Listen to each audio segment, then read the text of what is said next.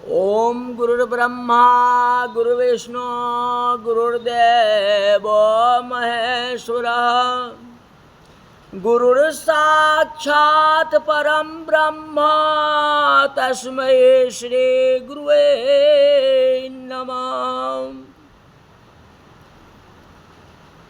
आज की कथा में शिव पुराण में राक्षसों को दुखित देखकर दारुका को अपना याद नहीं आया।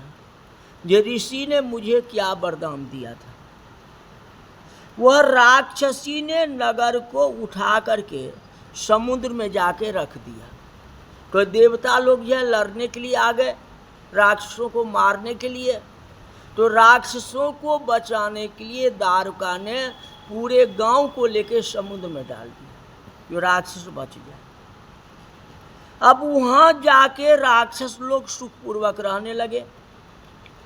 तो एक दिन दारुका भूमि पर आई। उसने देखा कि एक डोगी असंख्य मनुष्य से भरी हुई समुद्र में तैरती आ रही है, नाव जिसे कहते। तो उसने राक्षसों को सूचना दी। ये सब राक्षसगण यहाँ पहुंच गए और जितने वह ऋषि मुनि थे उन सब को कैद कर लिया। उन मनुष्य सुप्रिय नाम की बनिया भी था, जो शिव जी का भक्त था, और जो थे सब मिला जुला था। और उसमें एक शिव जी का भक्त भी था, जो बनिया था। उसने जेल खाने में रहकर भी शिव जी का पूजन करना आरंभ कर दिया। उन राक्षस ने कैद कर लिया, वहीं बैठे बैठे शिव जी का पूजन करना प्रारंभ कर लिया। शिव ही इन दुख को छुड़ाने वाले हैं। इस उपदेश से सभी शिव जी का पूजन करने लगे। अब एक किया तो देखकर सबने करना शुरू कर दिया। इस प्रकार शिव जी का पूजन करते करते 6 महीना गुजर गया। ये नाव में जो बैठ करके आए थे सारे को तो राक्षस ने कैद कर लिया। अब जहाँ थे वहीं अपना शिव जी का भजन करना प्रारंभ कर दिए। इस तरह 6 महीना तक शिव जी का पूजन करते ही रह गए। तो एक समय उस दारुक राक्षस के किसी सेवक ने देख लिया और सब दिव्य चरित्र अपने स्वामी को सुनाया। उसे सुन के दारुक उस वैश्य से यह सब समाचार पूछने लगा और कहा कि सत्य सत्य बतलाओ, नहीं तो तुझे मार डालूंगा। वैश्य ने कहा मैं कुछ नहीं जानता। इन पर क्रुद्ध होकर दारुक ने राक्षसों को भेज करके उसे मारने की आज्ञा दे दी। वैश्य शिव जी का स्मरण करके उनके नाम का कीर्तन प्रारंभ कर दिया। उसने शिव जी से अपनी रक्षा की प्रार्थना की, जो मुझे रक्षा करो। शिव जी शीघ्र ही वहां आविर्भूत हो गए और पशुपत अस्त्र से सभी राक्षसों को नाश कर दिया। फिर शिव जी ने ब्राह्मण क्षत्रिय वैश्य शूद्र चारों वर्ण को वहां रहने का अधिकार दे दिया। राक्षस तो खत गया और सबको रहने का अधिकार दे दिया। तो यह देख दारुका नाम वाली राक्षसी ने अपने वंश की रक्षा के लिए देवी पार्वती से प्रार्थना की। पार्वती ने इनके लिए शिव जी से विग्रह किया। तो शिव जी ने कहा जैसी तुम्हारी इच्छा हो वैसा करो। तो उन्होंने शिव जी से कहा कि इस युग के अंत में तामसी सृष्टि उत्पन्न होगी, दारुक उन पर राज्य करेगी।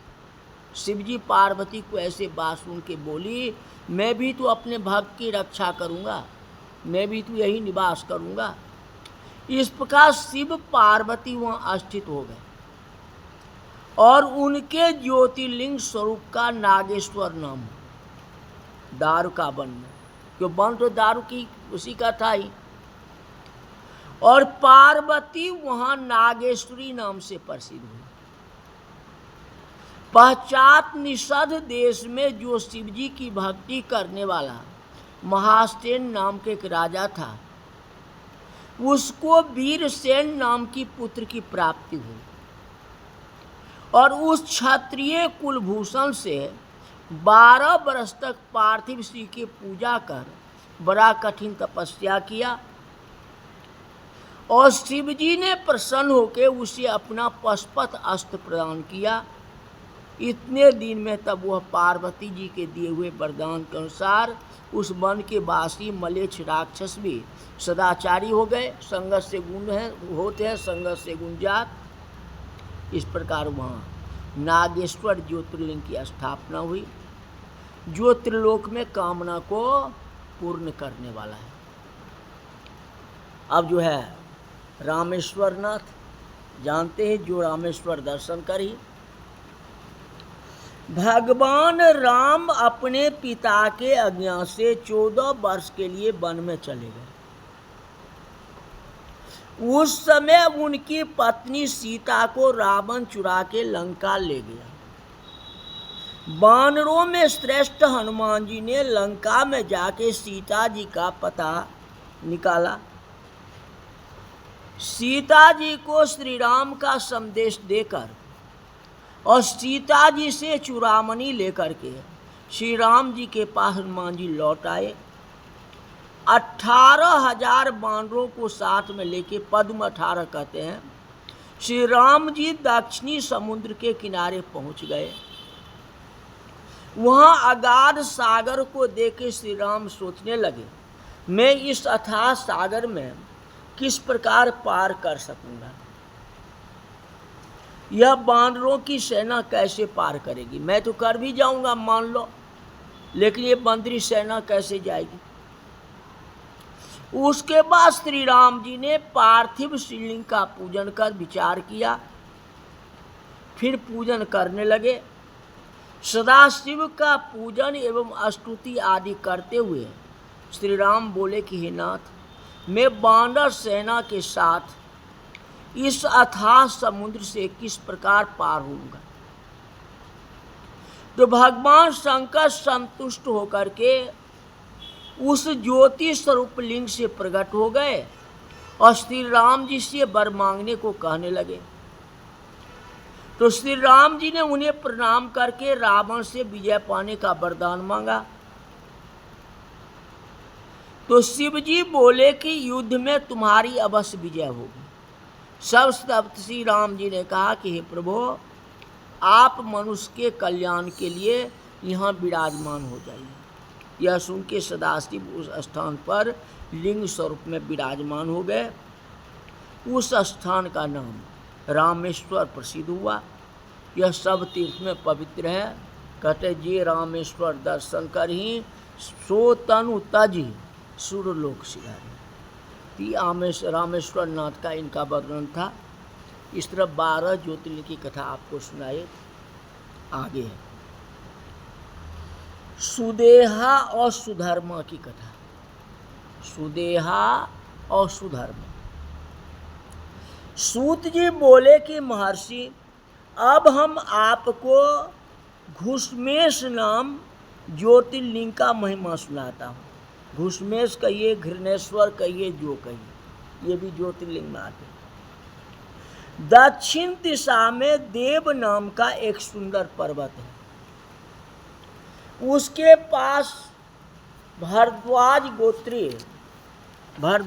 गोत्री कोई सुधर्मा नाम का ब्राह्मण रहता था। उसकी अति सुंदर सुदेहा नाम की एक पत्नी थी। सुधर्मा उत्तम ब्राह्मण था। नित्य प्रति अग्निहोत्र कर्म, अतिथि सेवा, शिव पूजन आदि करने वाला और शिव जी का परम भक्त था। उन्हीं कर्मों को करते हुए उसे बहुत समय गुजर गया, किंतु घर में संतान नहीं था। सुधर्मा को तो इस विषय में कुछ दुख नहीं था, किंतु उसकी पत्नी जो है व्याकुल थी। उसे पुत्र प्राप्ति की चाहना थी। अपने पति को बार बार कहा करती थी। उसके परम ज्ञानी पति कहा करते थे कि कल्याणी, पुत्र प्राप्ति से क्या लाभ, सभी संबंधी स्वार्थी होते हैं। माता पिता मित्र आदि सबको हमने देख लिया। इस प्रकार समझा के कभी कभी फटकार भी लगा देते थे। अपने स्त्री के कहने पर ध्यान नहीं दिया और आप दुख न पाके श्री भक्ति में लगा रहा। तो एक दिन सुधर्मा की पत्नी सुदेहा अपने सहेलियों के साथ उन बहलाने कहीं चली गई। तो वहाँ कई स्त्रियों के साथ इसका झगड़ा भी हो गया। उस झगड़े में उन स्त्रियों ने कहा, अरे बांझ, तू भी इतना अभिमान कर रही है। हम जानती है तू धन वाली है, ले तेरा धन तो राजा छीन लेंगे। तेरे किस प्रयोजन का धन है? देख, हम तो पुत्र वाली हैं, हमारा धन तो पुत्र का होगा, बेटा का होगा, तुम्हारा तो कोई है ही नहीं। यह सुन सुदेहा अत्यंत व्याकुल होती हुई घर लौट आई। आते ही अपनी पति से उन स्त्रियों की सभी बात रोके कह सुनाई।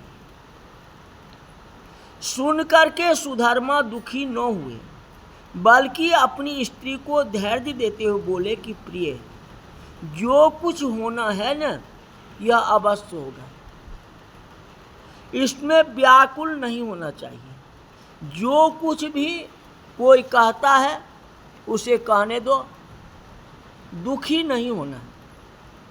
तब सुदेहा बोली कि प्राणनाथ, या तो किसी प्रकार पुत्र पैदा करो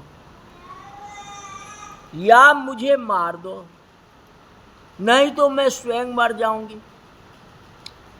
इस प्रकार सुदेहा के वचन कहने पर उस ब्राह्मण ने शिव का ध्यान करके 2 पुष्प अग्नि की ओर फेंके। उन दोनों पुष्प में दाहिना पुष्प पुत्र देने वाला। यह सोच के ब्राह्मण ने अपनी पत्नी से कहा, तुम पुत्र की इच्छा से एक पुष्प उठा लो। तब उसकी पत्नी ने शिव माया से बाईं ओर का फूल उठा लिया, जो कि पुत्र वाला नहीं था। यह देख के सुधर्मा व्याकुल होकर पत्नी से बोले कि कल्याणी, अब तुम पुत्र की इच्छा मत करो, भागवत भजन में लग जाओ। तुम्हारे भाग में पुत्र की प्राप्ति नहीं है। इस प्रकार उसे समझा बुझा के सुधर्मा शिव पूजन में लग गए। कुछ समय बीत जाने पर फिर पुत्र की इच्छा से सुदेहा ने कहा कि प्राणनाथ, यदि मेरे गर्भ से पुत्र नहीं होता तो आप दूसरा विवाह के पुत्र प्राप्त करो। मैं अपनी प्रसन्नता से कहती हूँ।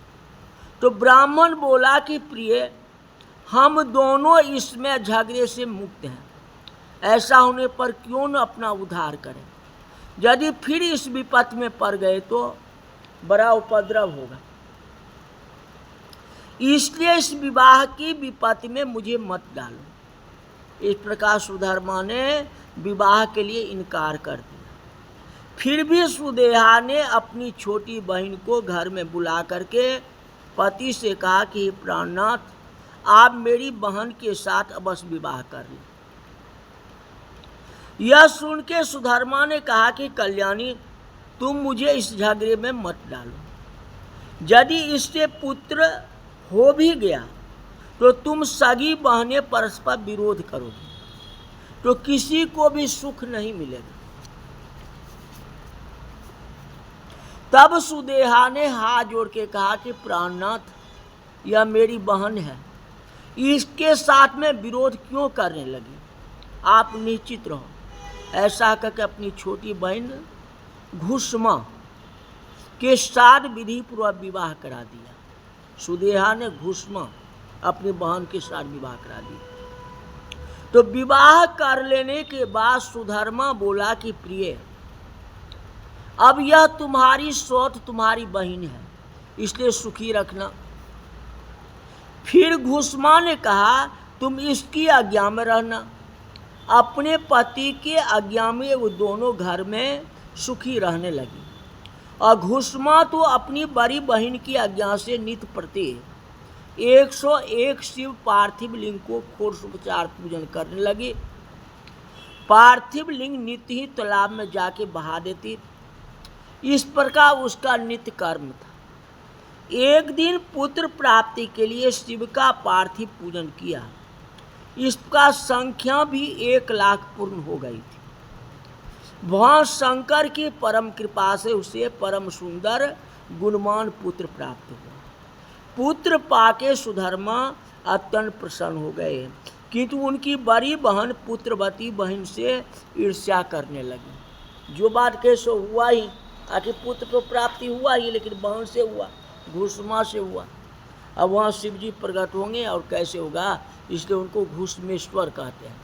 घृणेश्वर कहिए और घुष्मेश्वर, ये भी जो है ज्योतिर्लिंग है, जिसकी कथा आप कल बताएंगे। आज की कथा यही तक रही।